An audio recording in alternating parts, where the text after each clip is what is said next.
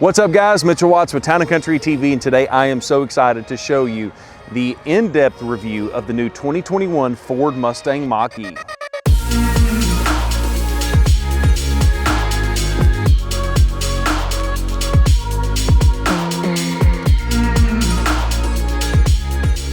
Time out. Before we go any further in the video, I need to let you know about something. Town & Country Ford is giving away a brand new 2021 Ford Bronco Sport, but it's not just any old Bronco Sport. We're going to completely trick this thing out before we give it to you. So it's very important that you hit up those links down in the description and go to register for free on alabamaford.com/giveaway.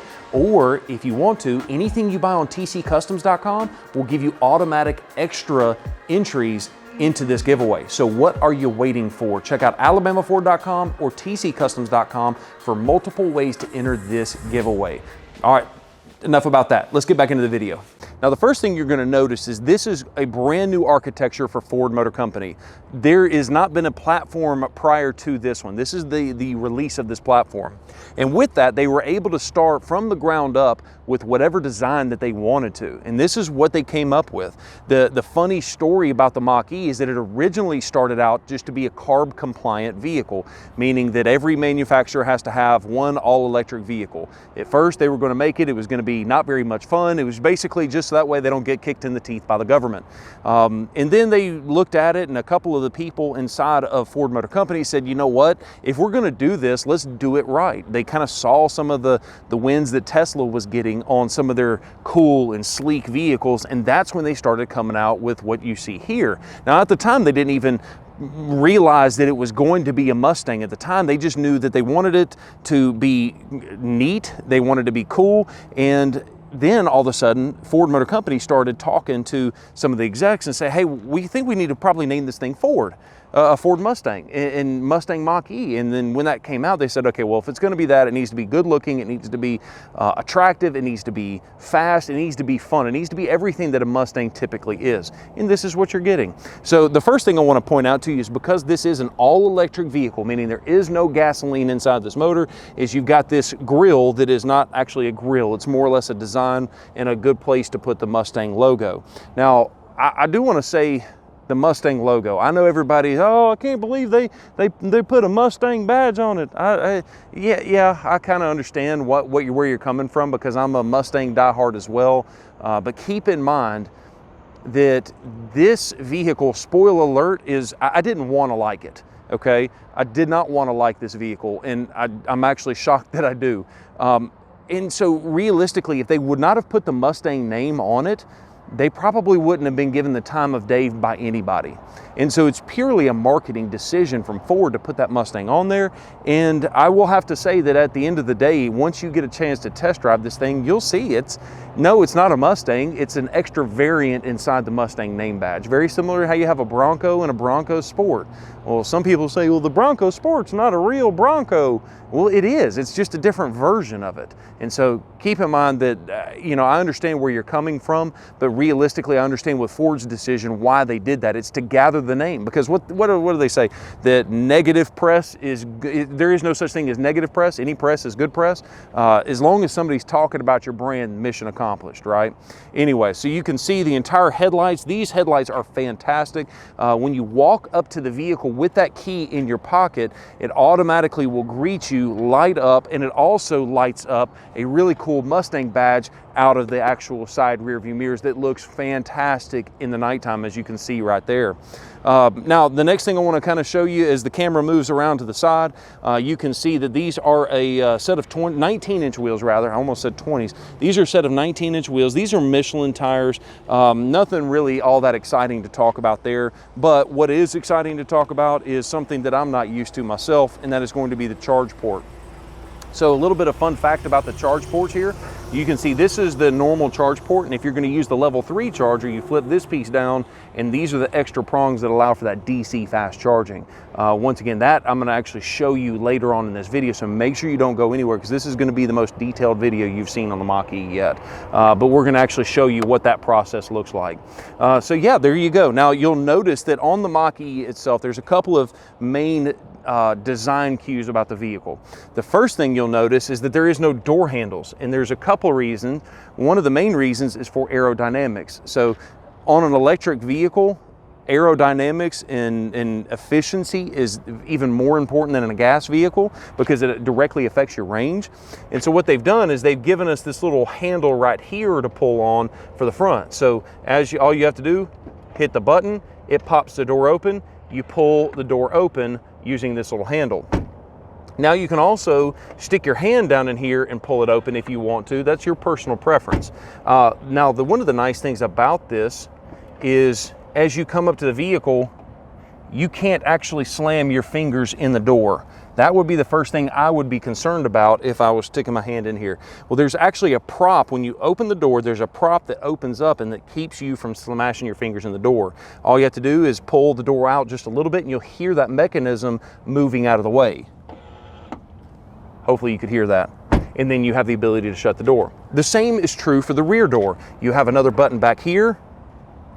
No ability to slam your finger in the door, and you can shut the door. So it's a pretty cool little setup, and I think it looks really, really nice. It cleans up the look of the vehicle. So aerodynamics aside, I like the look of no door handles just because it makes it look a lot more aesthetically appealing. As the camera kind of moves over this direction, you'll notice that Ford came out with this sweeping belt line down here to kind of give it more of a fastback look to it. And it's harder to tell on a black vehicle, but if you look at like a white vehicle, a red one, all of this area back here is still going to remain black, and then the rest of the vehicle will be whatever color is the vehicle itself. What that does is it gives you the appearance of more of a sleek, fastback look without actually sacrificing the headroom that you actually need in that back row and also in the cargo area as well. So that's a kind of neat little design choice that Ford Motor Company gave us on this Mustang Mach E.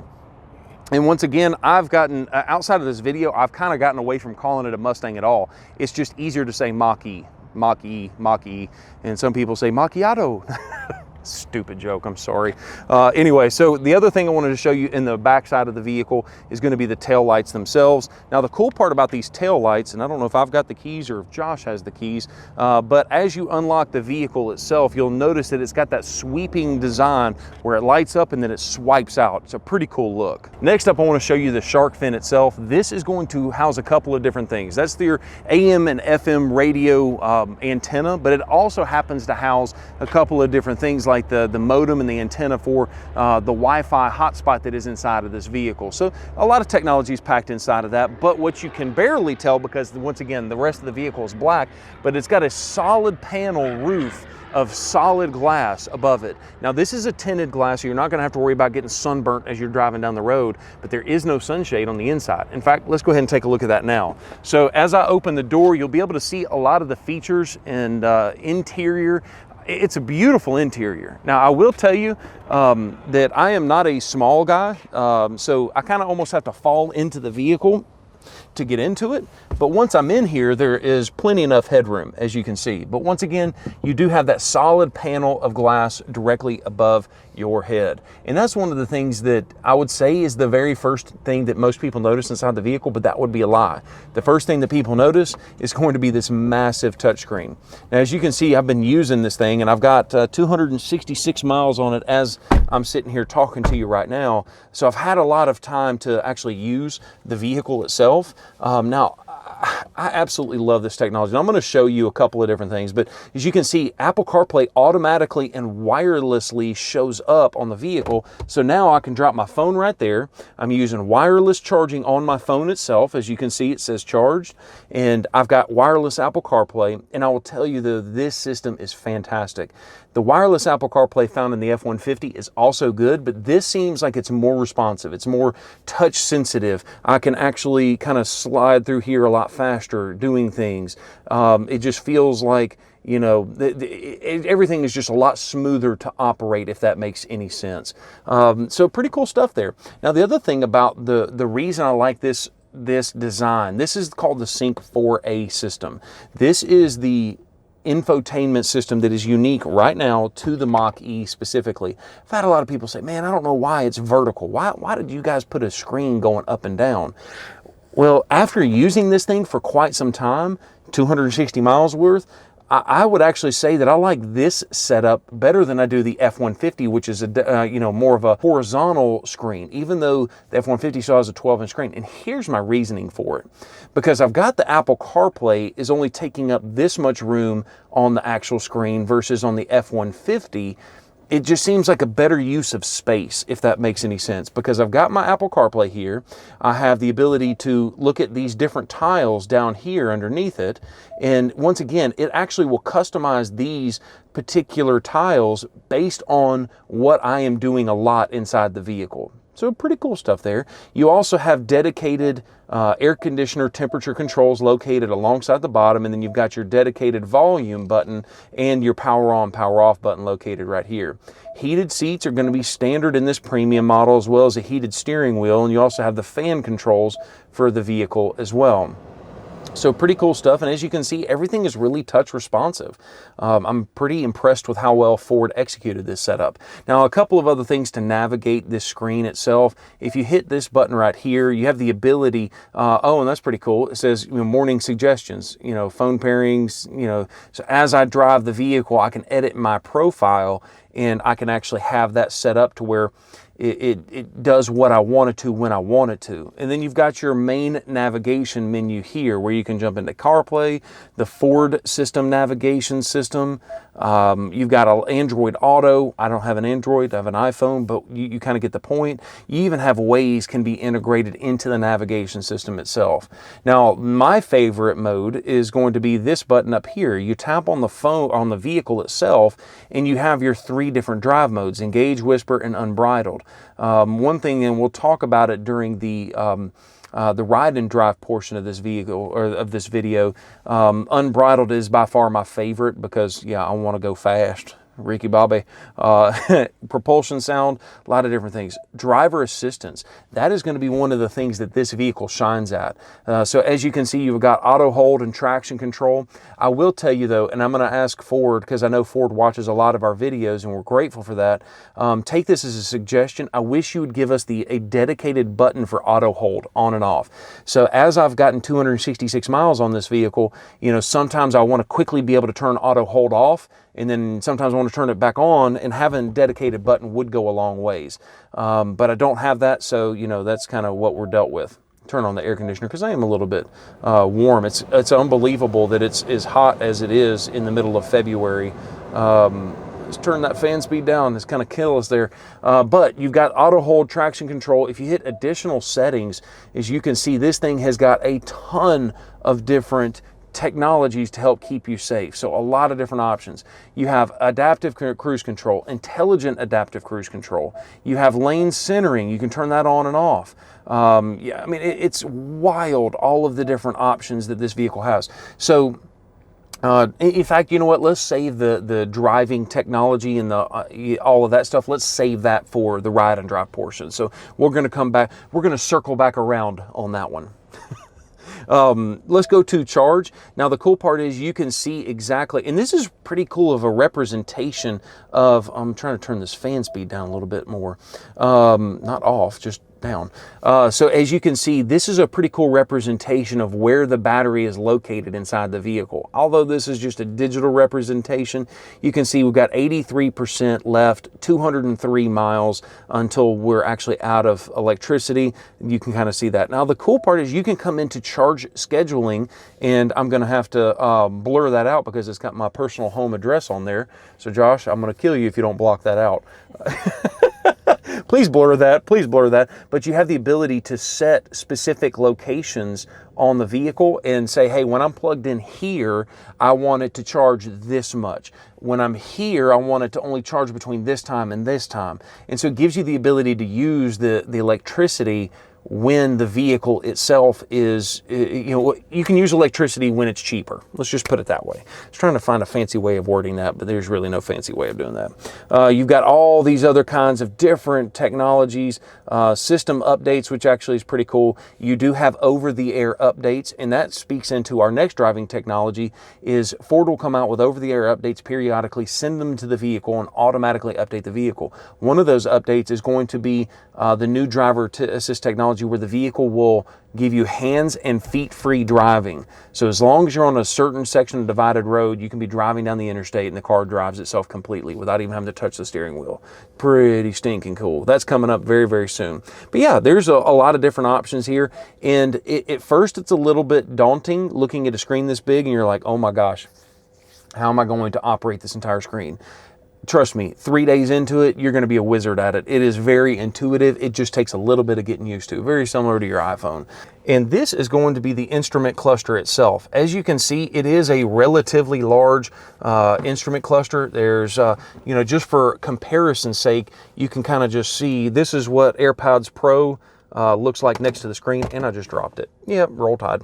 But you can see that it's got the crucial information that you need on the vehicle, how much range you have left, the 83%. When you start driving the vehicle, that actually showcases the bubble around the vehicle, showing you that the lane centering is working. It shows you that all of the different driver assist technologies are working. And as you can see, you got how many miles are on the vehicle, and then also park, drive, what have you. And you can also see there at the bottom, that is going to be the fact that the vehicle has got auto hold ready. That's what that ready sign looks like. And then this button right there, that is going to be the lane centering. It's basically telling you the lane centering is turned on. So pretty cool stuff there. Now, a couple of other things that I want to show you is you do have a couple of charge ports. As you can see, you've got a USB-C on top, a USB on the bottom. We've already talked about it, but the wireless charging, which is good for most of the iPhones and the Android phones in the market. You have 2 cup holders, and then you also happen to have your parallel parking and perpendicular parking assist button, as well as the hazards, and you also have your drive selector mode. Now, if you come over here and lift up the actual center console, as you can see, you have the ability to open and close this, and deep down inside there, hopefully you can see it, that you do have a couple of more charging ports. You've got a 12-volt outlet right there. And then in the back seat, you also have another set of USB-C and USB-A ports in the back seat as well. So that way everybody has the ability to charge all their devices. On the dashboard of this vehicle, you'll notice there's this cloth look to it. The reason it's cloth is because it's actually a speaker. This has got the Bang & Olufsen B&O Play audio system, and it sounds fantastic inside this vehicle. And if you take a look directly underneath that, you've got your air conditioner vent, which is very seamlessly integrated into the dashboard. It's almost hard to even notice that it's there. And then below that, you have this what looks like a textured look, like a carbon fiber look. I doubt that it's real, but there you go. You've got your double-stitched soft touch leather that is on the dashboard as well. And then you've also got over here another look at the B&O audio system speaker, as you can see with that dot located right there. All right, so getting in the back seat, I will tell you though, that front seat is all the way back, which is where I am comfortable to drive the vehicle. So I'm not going to tell you how tall I am, not in this video, but you can see that once again I still have plenty of headroom up above me.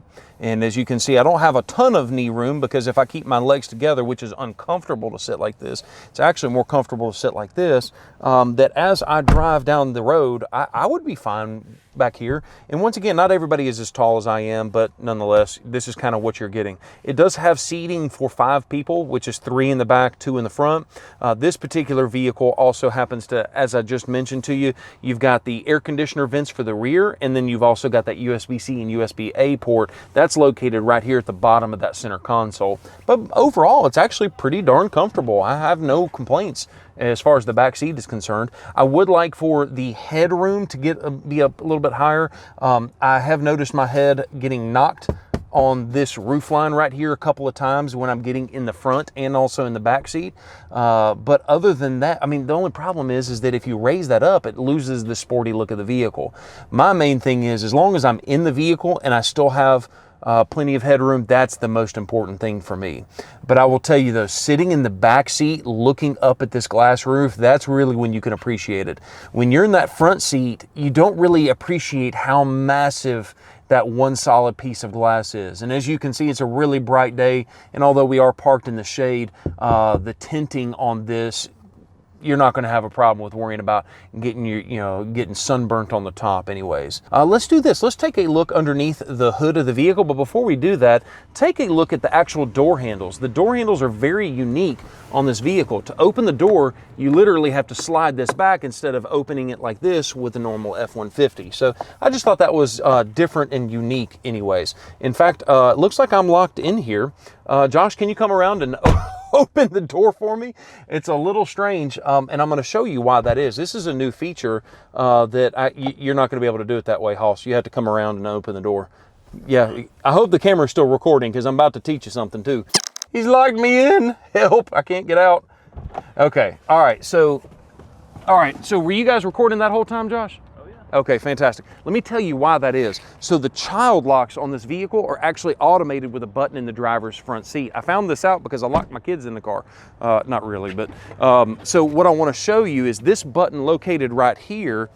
Not only does it lock the windows, but it also locks the child locks on the door. So if I turn that feature off, now I would be able to get in and out of the vehicle. In prior years with a Ford, you'd have to actually get in with a key, turn the key inside the back seat of the door, and it would automatically lock or unlock or what have you. Now it's automated with a button, with the press of a button. So that's pretty cool stuff there.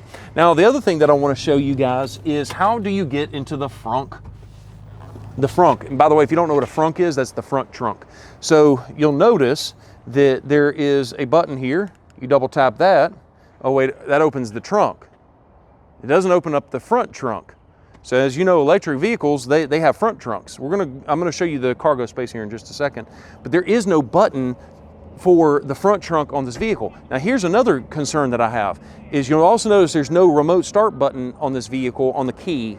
So if you want to remote start the vehicle, which you can, you actually have to come in to the Ford Pass app and remote start it here. Why is that a complaint of mine? Well, if it's 20 degrees outside and it's 30 degrees inside my garage, I want to be able to remote start the vehicle with the key fob when I'm still in the house. That way it gets up to operating temperature where it's nice and warm inside the vehicle while it's still plugged into the wall. It's not using the range of the vehicle to get up to where it's comfortable for me. So that's something that I wish Ford would give us. Now you still have once again, you still have the ability to do that on the actual remote or the Ford Pass app itself, but it's just something you need to realize that Ford doesn't give you the ability for. So how do you open that front trunk? Well, there's a button that you actually have to pull, just like on a normal vehicle. You pull it once, pull it twice, and now you just lift it straight up and you have access to that front trunk area. And the nice part is there's no other latch. So you pull it twice on there and then just lift it up. And there you go. So this is the front trunk area. Now, if you have watched any other Mustang Mach E videos, you probably know what's going on here. This is a water resistant area. You can actually fit stuff down in here, and there's also a drain plug. So theoretically speaking, you could put ice and drinks in here if you wanted to. And the other part that I really like about this vehicle is you can see it's got this little area underneath this front trunk that gives you kind of a seal. So you can see it's got the weather sealing to seal all the way around here, but you also happen to have a little extra space so you can put something that's a little bit taller inside of the front trunk area. Now you still have the ability to add in your windshield wiper fluid. You can still do that yourself, but everything else is pretty much blocked off on the vehicle itself as far as working on it. It's an electric vehicle. You're not going to want to work on it yourself. All right, so now that we are inside and we've actually got the Mach E on the charger, I wanted to kind of go over a little bit about what that charging setup looks like, because that was some of the biggest questions that I had when this Mach E first came out. So as you can see, making your way this direction, you can see that it's got it plugged up. Now this power outlet is simply a 110 outlet. In the household variation, by the way, this is the charger that actually comes with the vehicle. It comes in the trunk of the vehicle when you purchase it at no extra charge. Ford does have a higher output version of that, which is going to be a smart charger. You can actually charge just a little bit faster than this one, but that charger that I just showed you actually comes inside of this little bag right here. And so as you can see, there is an adapter where you can take that same charger and it plugs up to a 240 volt, which is the same thing that you would use to plug up your dryer or what have you. And you would just basically call I think Amazon services can also upgrade to a 240. Any typical electrician can do that as well. But it's very simple.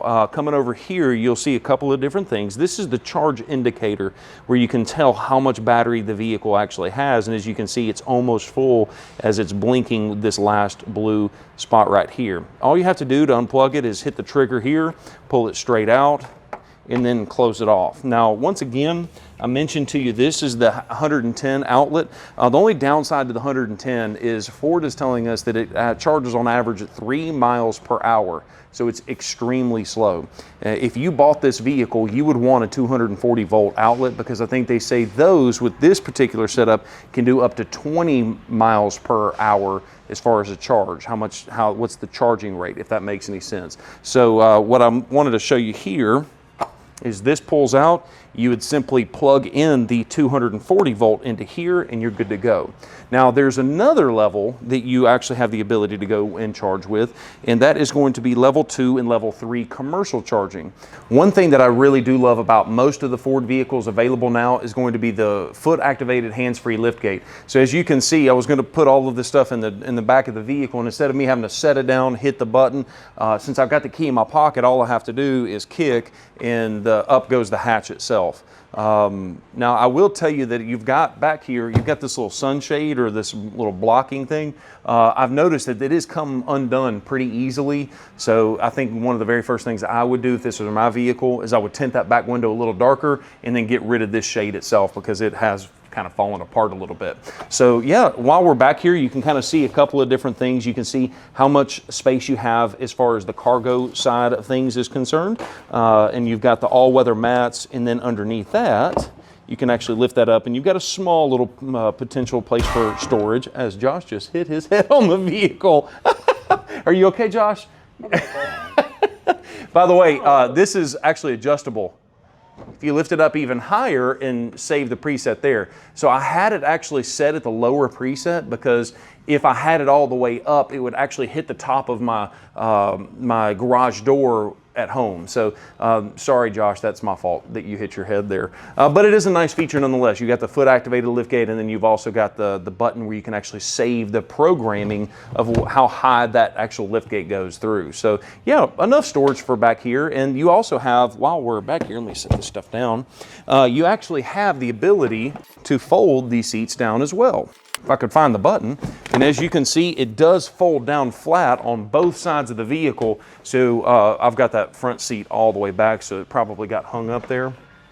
But nonetheless, you've got a nice load flat floor, so you still have plenty of opportunity to save and to move things around in the vehicle, which actually is very, very beneficial. And one of the reasons they were able to do that is because of the battery location. As you probably already know, and if you don't, the battery is not located in the trunk of the vehicle. It's not located in the front of the vehicle. It is actually located inside the frame of the vehicle itself, nice and low, and it kind of extends pretty much the entire length of the vehicle itself. All right, so now I've got 69 miles till empty, 34% battery, and it's time to go find us a place to recharge. So there's a couple things you can do. First thing I'm gonna do is hit where to, and you can come in here and hit charging stations. And I'm going to pick, coincidentally, because I looked at this before we made the video, coincidentally, we actually have Electrify America. This one right here is actually a level 3 charger. So we're going to test this one out, as you already know, and let's go ahead and get the directions. Now, the cool part is, be alert and use voice commands while driving. As you can see, it automatically tells me how many miles I have left.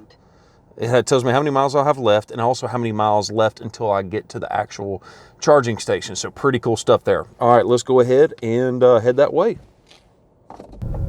In 200 feet, turn left. All right, getting close. Turn left. Oh, snap. Look at that. You don't see that every day. That's pretty cool. All right, so we are here at the charger, and as you can see, we've got 65 miles left on the actual power, 31%. So let's go ahead, get it plugged up, time it off, and see how much you can actually get out of these level 3 chargers. Okay, so in full disclosure, this is my first time using a actual commercial application of charging. So let's see how easy or difficult it is to actually figure this thing out. So let's go ahead and just start. See if we can figure this thing out. What the crap am I supposed to be doing? Pricing. Okay, so it looks like here's your pricing. Let's see here, guest. I guess I just need to go ahead and plug it up and see what happens. Okay, so the first thing you'll notice is you have two versions of the port. So this is what normally comes with the vehicle, is just this top port. The bottom side of this, if my understanding is correct, yep, that's not gonna fit. Okay, so let's do this.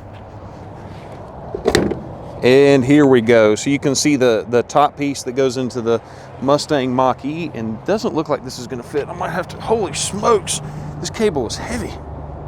Okay, so let's try this again and get it plugged in. All right, so it's plugged in, and as you can see, it's not blue yet, so I'm guessing that means that it's actually connected. Oh, there we go, I see a blue light. Connecting to vehicle. All right, so it says pay by credit card. All right, we can do that. And I'm gonna go ahead and look this thing away so that way you don't see my credit card. All right, go ahead and swipe the credit card. Let's see if I did this right. Oh, it says use chip reader. And I'm assuming that we need to go ahead and start payment authorized. So let's go ahead and start the clock. All right, so I've got and I just heard it click on, so it looks like it is now charging. Yep, and it shows now charging. So we've got 15 seconds on the clock. Since I'm already here at Walmart, there's a couple things I need to go pick up. So what we'll do is we'll fast forward to leaving Walmart, coming back, and we'll see exactly how much charge we got for the timing. All right, let's do it. All right, so we've got the stuff that we need from Walmart. Let's assess the damage, but first let's put the stuff in the back. All right, so it is saying 58%, 51 kilowatt hours. So basically the state of the charge for the vehicle is 58%. We'll hang out for just a few more minutes. Now, by the way, that 58%, let's see if it goes, there we go. So far, I've been, according to this system, 28 minutes. Now let's see what my timer looks like. I'm showing 29 minutes, so right at the exact same thing. So 29 minutes of charge. It has given me 23 kilowatt hours so far. And my cost to me is $9.28. Keep in mind that it is more expensive to do these fast level 3 chargers than it is just to have something plugged up at the house. So just kind of keep that in mind. Which, by the way, the next thing I want to show you guys is these cords. They are so much thicker than what you get from the factory. That comes with the vehicle. And one of the reasons these level 3 chargers are producing so much electricity into the vehicle, the reason they're thicker and heavier, these cables are water cooled. How stinking cool is that? Pun intended. Anyways, so that's one of the reasons this setup is so much thicker than what you get from the factory. Simply, it's a water cooled cable. I think it's pretty cool, and it just kind of showcases how much energy is flowing into this particular vehicle. Another cool feature is inside the Ford Pass app, you can actually see the current state of charge on the vehicle itself. Now you can see I'm swiping it down. It says last updated was 5 minutes ago, and it shows that the vehicle has 55% charge and 124 miles worth of range. So we're going to once again show what the vehicle itself shows once the charge is complete. But yeah, I thought it was pretty cool that you actually have the ability to check on your vehicle while you're inside of Walmart. You kind of know where you are. You can say, should I do a little bit more shopping, or is it time to go ahead and go out to the car? All right, so about 57 minutes and it just hit 80%, which, by the way, 80% is the state of charge for fast charging. You don't want to actually do a fast charge. I don't even think you can do a fast charge above the 80%, because that's what'll start deteriorating the battery over the life of the vehicle itself. So it stopped right there. Let's go ahead and touch it. Oh, actually, it's still charging the vehicle. It's just the fast charge is done. So let's go ahead and do this. Let's go ahead and hit stop. In fact, let's go ahead and grab the camera and show you what I'm looking at. So as you can see, it says please unplug. So this is a little different than that last charger. There we go, unplug it. And Set it back in there. All right, there we go. Let's go ahead and get the receipt. And as you can see, $18.39. Go ahead and take a look at what we've got for a charging state. So as you can see, 196 miles worth of range and 81% of the battery. So what that translates to is 131 miles worth of range and an increase of 49% of the battery itself, all in much less than 1 hour. I think I said it was 57 minutes. So not bad when most of the time you're spending that much time in a Walmart anyways. All right, and let's go ahead and drive the Mach E. That is strange. It is, I don't know if the microphone's gonna pick this up very well, but it is so quiet inside of this vehicle that it is absolutely ridiculous. Once again, I've never driven an electric vehicle before this. My neighbor actually across the street's got a Tesla. I got a couple people I go to church with have got Teslas, and they all love their vehicles, but I've never had to drive the chance to drive one up until this most recent time where, in full disclosure, I've put 251 miles on it so far, and I plan on putting a lot more miles on it. But one of the things that I've noticed, and one of the things that I really like, is the fact that it actually saves your drive modes. So this particular vehicle, because I keep getting in it and it knows what I like and what I normally put it in, it keeps putting it in unbridled every time I get in the truck, or in the vehicle rather. So that kind of right there is telling you that the Mach E is learning my preferences, and that is one of the cool things I like about this Sync 4A system, is that it knows that I use my Apple CarPlay wirelessly a lot, and it automatically starts providing that as a recommendation on the tile for the vehicle itself. So pretty cool stuff there. A couple of things that's going to take a lot of getting used to is the one pedal driving, and as I turn that on, now, as I give it gas or keep my foot on the gas, I'll maintain my speed. But if I let off the gas pedal, it will literally come to a complete stop.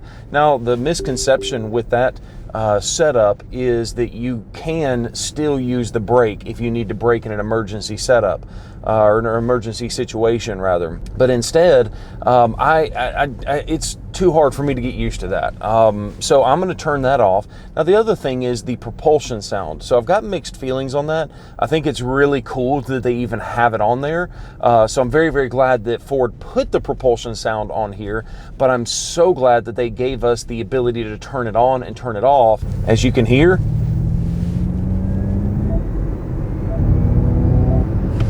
I don't know how well that actually came over the speaker, but it's a very subtle propulsion sound. I don't know how well many people even notice it, but as you're accelerating, if you turn it on and turn it off, you can actually hear the difference.